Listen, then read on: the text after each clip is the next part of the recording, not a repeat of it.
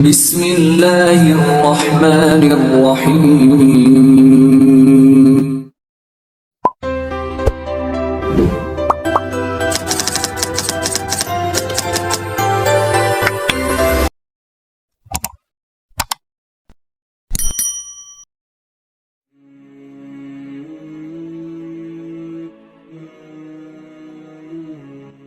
خطیب ارسلان خان حقانی اور آپ دیکھ رہے ہیں حق کی آواز 2۔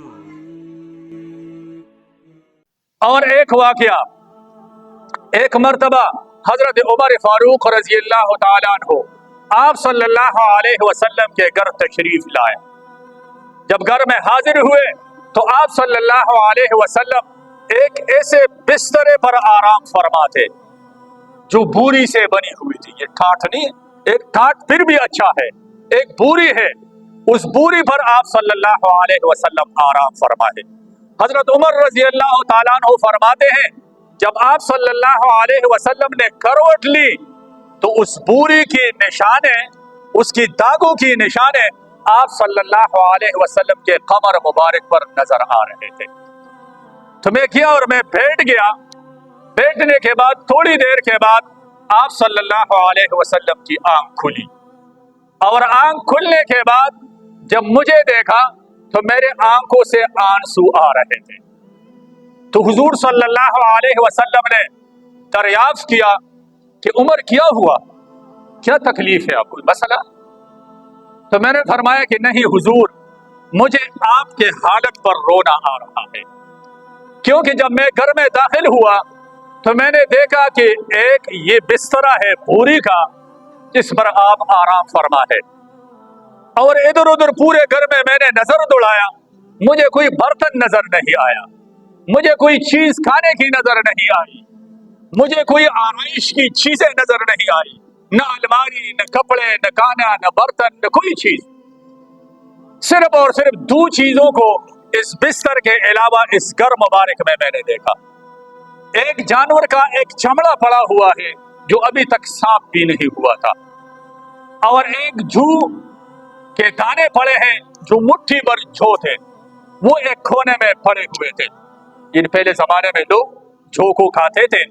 تو یہ دو چیزیں میں نے دیکھی، اور یہ حالت حضور کا دیکھ کر مجھے رونے لگ گیا، اس وجہ سے میں رو رہا ہوں۔ تو آپ صلی اللہ علیہ وسلم نے فرمایا یہ تو رونے والی بات نہیں، اس میں رونے کی کیا بات ہے؟ تو حضرت عمر رضی اللہ تعالیٰ عنہ نے فرمایا کہ حضور مجھے اس بات پر رونا آتا ہے کہ جو آپ کے اور اسلام کے اور ہمارے دشمن ہیں وہ بڑے مزے کے ساتھ زندگی گزارتے ہیں، تمام آرائش دنیا کی ان کے پاس موجود ہے، اور آپ دونوں جہان کے سردار ہیں، اللہ کے محبوب ہیں، ہمارے سردار ہیں، ہمارے نبی ہیں، پیغمبر ہیں، ہم آپ کے عاشق ہیں، ہم سے یہ حالت برداشت نہیں ہو رہا ہے۔ اس وجہ سے فطری طور پر مجھے رونا آیا۔ تو آپ صلی اللہ علیہ وسلم نے فرمایا عمر، ابھی تک آپ نہیں سمجھے، میں تو سمجھ رہا تھا کہ آپ سمجھ گئے ہوں گے، آپ جتنے دلیر آدمی حالات پر رو رہے ہیں، ایسا تو نہیں ہونا چاہیے۔ اور ایک تاریخی جملہ جو ہمارے لیے، یہ اگر ہم اس جملے کو اپنے پڑھ لے باندھ لے تو ہماری زندگی آج ہی سکون کی زندگی بن سکتی ہے۔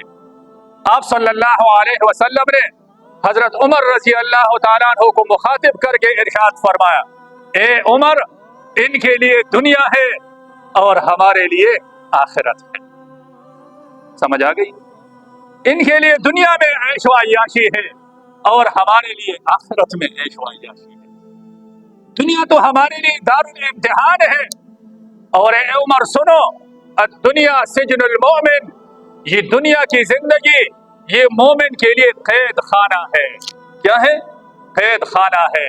قیدی کو نہ کھانا اپنی مرضی کا ملتا ہے، نہ واش روم اپنے مرضی سے جا سکتا ہے، نہ اپنی مرضی کا بسترا مل سکتا ہے، نہ اپنی مرضی کا اس کو پنکھا لگ سکتا ہے، نہ اپنی مرضی کا موسمی بسترا اس کو مل سکتا ہے، بلکہ قیدی قیدی ہوتا ہے۔ اگر اس کو کھانا جیل کا کھانا ملتا ہے، اور وہ سندری کو کہتا ہے کھانا مجھے پسند نہیں، تو سنتری اس کو کہے گا کہ کھانا ہے تو کھا لو ورنہ دفع ہو جاؤ، ہماری طرف سے آپ کو یہی کھانا ہے۔ مسلمان کی مثال ایک قیدی کی ہے۔ آپ صلی اللہ علیہ وسلم فرماتے ہیں اے عمر ہمارے لیے وہ جہان ہے اور ان کے لیے یہ جہان ہے۔ اگر ہماری ویڈیو آپ کو پسند آئی تو چینل کو لائک کریں، سبسکرائب کریں اور پریس کریں بیل آئیکن کو۔